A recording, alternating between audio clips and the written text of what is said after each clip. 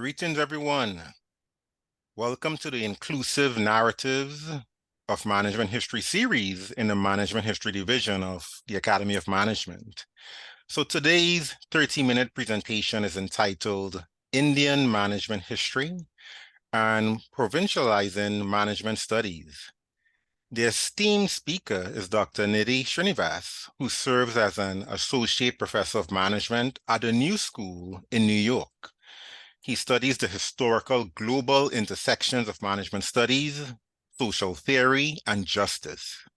He has researched a variety of civil society organizations and their management settings, including in India, Brazil, Mexico, China, and Japan. He has published widely, including in esteemed journals such as Organization Studies, Organization, Journal of Management History, and the Nonprofit Voluntary Sector Quarterly. His recent book, Against NGOs, A Critical Perspective on Civil Society, Management, and Development, is available from Cambridge University Press. An associate editor of Organization, where he serves, and he also serves at a qualitative research in organizations and management journal. And as I said before, he's an esteemed associate professor at the New School. And we are just honored to have him present at this forum today. It's a great honor. So for those in the audience, we ask that you go on mute and save questions to the very end, because we have 15 minutes of questions and answers allotted after the presentation. So without further ado, we have Dr. Nidhi Srinivas. Leon, thank you very much for that introduction, and thank you for inviting me to be part of this really very important series. Hello, everyone. I'd like to begin by asking you briefly to look at this backdrop. This is the backdrop, if you wish, that I'm actually challenging in my presentation. But in the initial part, that may not be that obvious, but I will return to it right at the end and explain to you why I said that. This is just to give you a brief idea of who I am. We don't have a whole lot of time, so I'm just going to flash this in front of you and signal a couple of things. First, Leon was kind enough to mention my recent book, which you'll see at the bottom right. I'd like to emphasize that it's actually a critical history of management theory. And though the book is directed on civil society and NGOs, its methodology is a historical methodology, and I'm happy to speak of it later. If I were to define myself theoretically, I'd call myself a critical theorist, which typically is a cluster associated with social theory, sociology, and political theory. And so one interest I have is to ask, what does critical theory tell us about history? And so by the end of this presentation, I hope to shed light on both of these in the limited time we have. Okay, so let me begin by asking you to consider what's at stake when we look at Indian management history, right? Now, I'm going to call it IMH for short, and I'd like to point out that Indian management history, at the very least, offers us an alternative to universalist management practices and theories. On the surface, this is rather banal and obvious. Management practices do vary between locations. All of us know that. In our classes, we teach students who apply management ideas in one setting, a corporate setting, for instance. That would be completely different if they were in a small business, a nonprofit, or in another city. So leadership styles and various things like that vary between maturity, employee literacy, and so forth. In general, today, it's not controversial to say that management is better understood as a set of contextual practices, and that because they're contextual practices, they're not going to be applied very rigidly. So few scholars would disagree with an assertion that management is a set of contextual practices. The problem that arises is when we generalize from practices to concepts. Would we be comfortable saying that management as a set of concepts is universal? Or would we be more comfortable saying management as a set of concepts is not universal and is contextually bound? So, as you may have gathered, Indian management historians generally answer this question with an overwhelming yes. They argue that management concepts differ between contexts and that what we see today as the dominant management discipline is actually a Western discipline that is irrelevant to other realities and operations. Now, India was one of the earliest places in the global south to take management education seriously. I and others have documented this in our scholarship. The earliest management schools in India that were called management schools were established in 1959 and 1960. Just stop for a moment and think. 1960 was the year that John F. Kennedy became the President of the United States. It was the year known as the Age of Development. The UN emphasized modernization. It was a time when in India, we were an extraordinarily poor country trying to import industrialization and technology. That was the setting in which the business schools came in. They were seen as improving India's growth, and they were seen as part of advanced technology. So today, when you look back, it's a little incongruous, but it's worth remembering that in 1960, much of Europe did not have business schools. The United Kingdom had only the London Business School, which was established in 1956. And so India was, in that sense, one of the earliest such countries. The only other country that can compete with India in this regard is Brazil, which had its earliest business schools around that time. Today, management education is the dominant professional degree in India. The country has a variety of agencies that confer an MBA. These include autonomous government-mandated institutes, typically called Indian Institutes of Management. They also include privately run organizations, as well as parts of universities. Managers who've been trained in Indian business schools have been quite influential globally. And if it's of any interest to you, the current leader of the World Bank was educated in India and, in fact, was a graduate of the Indian Institute of Management in Ahmedabad. So in many ways, we're looking at a success story. Here's an example of how management studies became a credible part of the Indian economy and society, but also how Indian managers have contributed to the global economy and society. So it'll then intrigue you to know that right from the beginning, this inheritance from the West has been problematized by Indian scholars. And they've, from the beginning, asked, if you wish, they've agonized over questions like this. Are the concepts of motivation, leadership, analysis, and planning that we teach in our classrooms really applicable to India? And from 1960 onward, four responses emerged to this question. The earliest response was yes, management is universal. And for us as Indians to become modern, we're going to have to overcome cultural barriers to reduce our poverty. And the way to do it is to import this soft technology and make it our own. But gradually, a second response, which was a bit more nuanced, emerged by the 70s. And that response argued that for every universal concept, we as Indians can find an indigenous equivalent. So, for instance, we can find Indian leadership styles that complement Western theories, but aren't just imitation of Western theories. There are our own Indian leadership styles that work. By the 1980s, a third response emerged, which said it depends on where you're looking at theories from. I call this a meta position. It's a theoretical position from where you assess what can be seen as Western and what cannot. And a very big influence in India from the 80s onward was Geert Hofstede, who you'll recall wrote the famous book Culture's Consequences in the mid-80s. Hofstede was using Weberian and Parsonian constructs, which remain very, very important in India to make this kind of a distinction. Finally, from the late 80s onward, a fourth response has dominated Indian scholarship. It's one I call as indigeneity.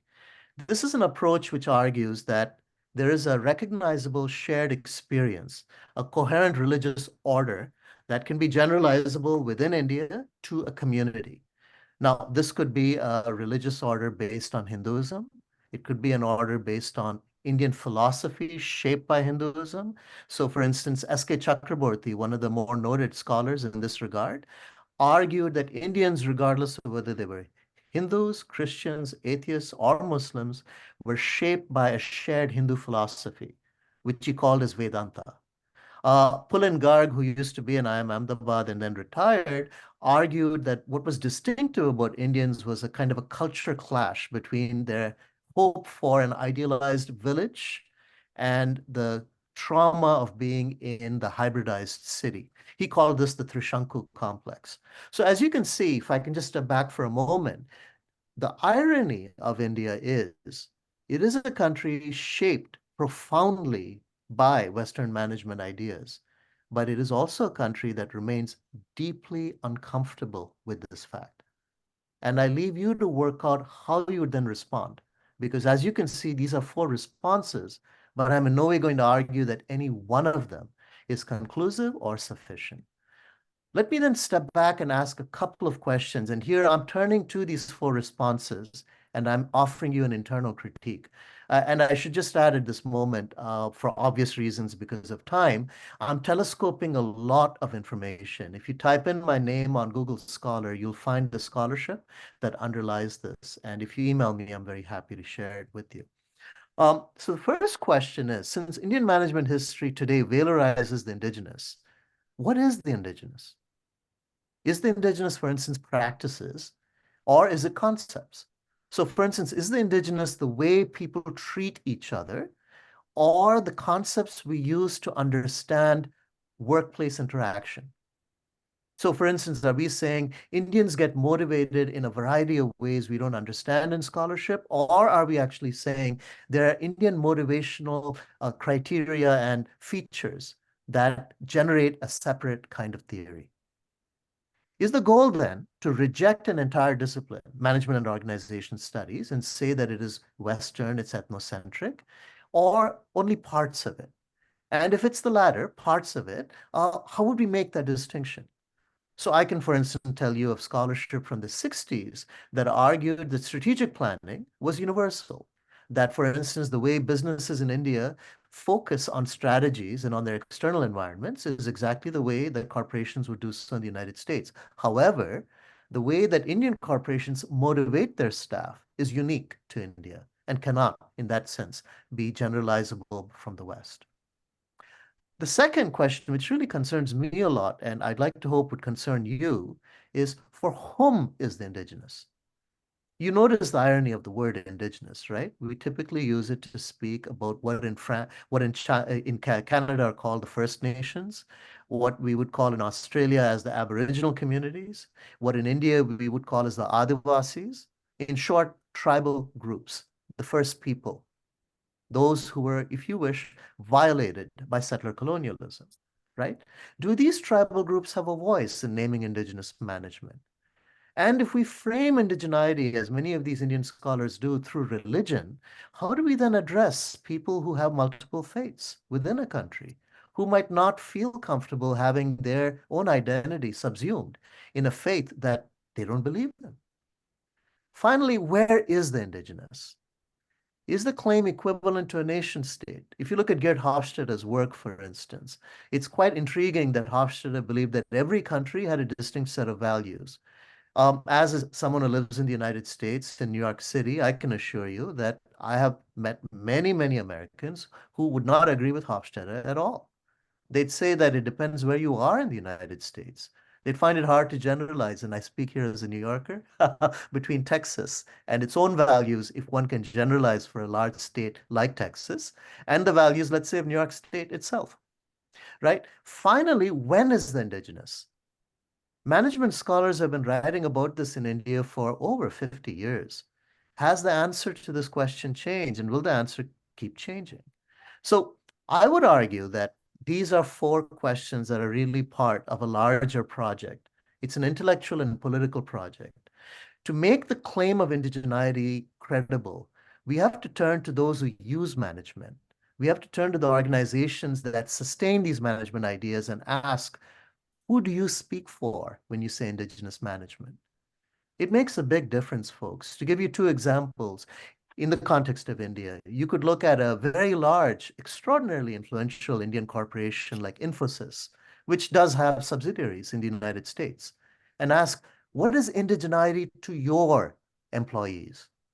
And then you could ask the same question to a civil society group that works with a fraction of the resources of Infosys and a fraction of its power, and ask, what does indigeneity mean to you? And I would put it to you, the answer will not be the same.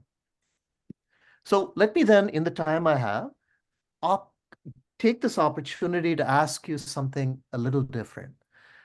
I'd like to ask not how do we approach Indian management history alone, but what does Indian management history offer us if we were to then consider management studies itself? And here I want to return to that comment I made right at the beginning on the interaction between history and theory. Now, the Academy of Management, as you know, is organized through divisions. Now, these divisions are a historical artifact, and they can also be quite telling in some ways. For instance, you have the OMT, Organization and Management Theory Division, which is certainly one of the most influential divisions within the Academy of Management. You have the division I usually feature more in, Critical Management Studies, and you have the division that's organizing this, in a sense, Journal of Management, the Division on Management History, right? You notice how management history is apart here from critical theory, and how critical management studies and management history are also apart from organization and management theory. This isn't very unusual. Historically, historians were not considered to be theoreticians. And similarly, historically, theory was seen as ahistorical. One of the contributions I feel of critical theory is to challenge this separation. It asks us, how does history and theory work with each other? What can a historical methodology tell us about theory? I would argue if we were to use a historical methodology, we would rapidly realize that what we see as the dominant strain of management studies today, the sort which we take for granted in the Academy of Management's meetings, is actually provincial. It's one reading of management studies. And it's a very peculiar reading, even regionally speaking. It's a reading shaped by large corporations, a few influential theorists, and of course, the setting of expanding late capitalism that is the setting of the United States from the 60s onward. That's the setting in which management theory has emerged. That's the setting in which that management theory then went to countries like India and Brazil. But that doesn't necessarily mean that that's the dominant strain all the time. We can provincialize it. What would happen if we provincialized it? Much of my research shows that the idea of identifying a coherent indigenous essence is a dead end. The idea of finding somehow that there is a distinct Indian management that is going to be consistently separate and different from a Western management is not tenable. What we will find is not a genuine other constituted apart from the Western managerial dominant presence. We won't find it, folks. What we will find instead are hybrid constructions of knowledge that claim universality. What we will find are organizations that take a little bit of Western management theory, a lot of the setting in which they practice it, and communicate something that works within that setting. And those organizations may not simply be Indian organizations. They could be organizations with South Korean capital, operating in some part of India and also operating in South Korea. In short, they can themselves be hybrid constructions. Now, my reason for arguing this is shaped by the theorists you see on the left. And I'm going to ask you to indulge me very briefly while I speak of them. As you'll notice, I've deliberately placed all of these very formidable theorists on one page so that I'm forced to be somewhat succinct and not spend much time on their very complex and challenging ideas. Edward Said and Theodore Adorno, both in their scholarship, remind us that traditions are not static. Traditions are actually actively reinvented in a context. It's therefore futile to seek a return to a pre-colonial past. It's actually much better for us to ask, how does that past get represented in the present? And in that representation, what is highlighted and what is lost? In short, if you wish, rather than seeking a material interpretation of the past, we should be seeking a cultural interpretation of it, valid in the present, because the past is otherwise fugitive. This is a good moment for me to tell you that these images you're seeing at the back of these slides are by two brothers called the Daniel brothers. And they went through India in the early part of the 19th century, painting an India that didn't exist even then. You'll notice how few human beings are in these images. You'll notice how beautiful they are, how nostalgic they are for a past that is impossible for us to actually ascertain in the present. Immanuel Wallerstein and my colleague at the New School, Nancy Fraser, address how capitalism and whatever we see as at the heart of capitalism generate theoretical production, how they actually consider the history of capitalism and how that history shapes whatever we see as a disciplinary history around us. Enrique Dussel, the extraordinary South American thinker who passed away last year, argued that whatever theoretical production we generate should acknowledge the historical victims of colonialism. And to him, what was especially important were the victims of colonialism that were not simply the middle class inheritance. For instance, the people who speak English in India and run its professional organs, but actually those who can't even get the benefits of that form of colonialism. Those who live in forests, commandeered by the state and private capital in India and elsewhere. And finally, Walter Benjamin, the elusive German Jewish theorist of history, warned us to steer away from unitary readings of history, where history is teleological, where it leads to a recognizable goal. He asked us instead to think of a multivalent reading of history, one where we recognize the role of interpretation and of politics. I ask you for a moment to imagine any classic book you read that is a textbook of management history and ask yourself the direction that history goes and whether that's a direction that we can challenge through another reading of history. So let me then close, if you'll allow me, by making a call for three aspects that I feel are relevant, both for discussing Indian management history, but especially for looking ahead at another way of understanding the interplay between theory and history. The first of these is a sensitivity to difference. And by difference here, I don't mean simply external difference. I don't mean the difference between India and the United States. I mean the difference within India and within the United States. To what extent does management scholarship speak to undocumented migrants in the United States, to people who are Hispanic Americans, people who are Caribbean Americans, and of course, to people who are African Americans? To what extent does management scholarship anywhere, including in India, recognize differences of language, gender, caste, religion, and class? The second is an ethics of responsibility. I'm particularly eager to emphasize this. I don't wish to give the impression that we can cast an enemy within management. A common enemy would be Western management, and it would be an oppressive presence that we challenge by resuscitating a nativist essence, say Indian management. But I'd actually like to ask us to consider an ethics of co-sharing, of responsibility, where rather than casting our eyes at external oppressors, we look at internal power differences all the time.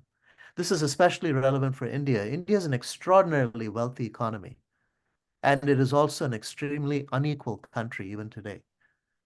And it is too easy for me as a former Indian citizen and as a South Asian American, it is too easy for me to cast a light on Western management ideas and ignore the internal power differences within India and the extent we as Indians share a commitment to empowering all of our citizens, not just some.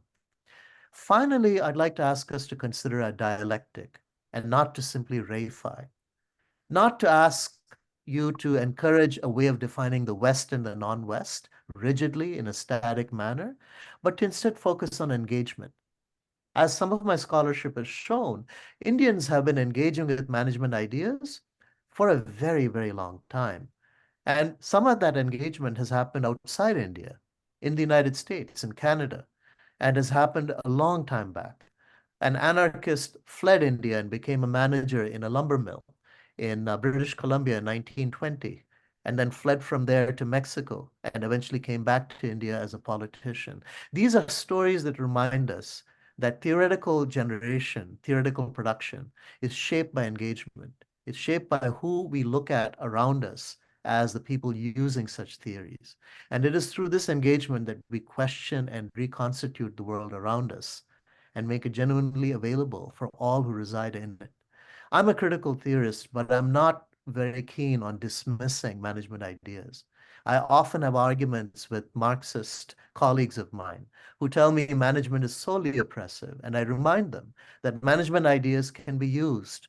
They can be used for oppression, and they can be used for empowerment. I remind them of a quote from Ernesto Che Guevara, who said, management ideas are like the M16 rifle. Everything depends on the struggle for which you're using it. And so for those reasons, I'd like to encourage you with me to consider ways we in the future can reconstitute the terrain that separates theory from history and separates management ideas in the West from those regions outside it. Thank you very much.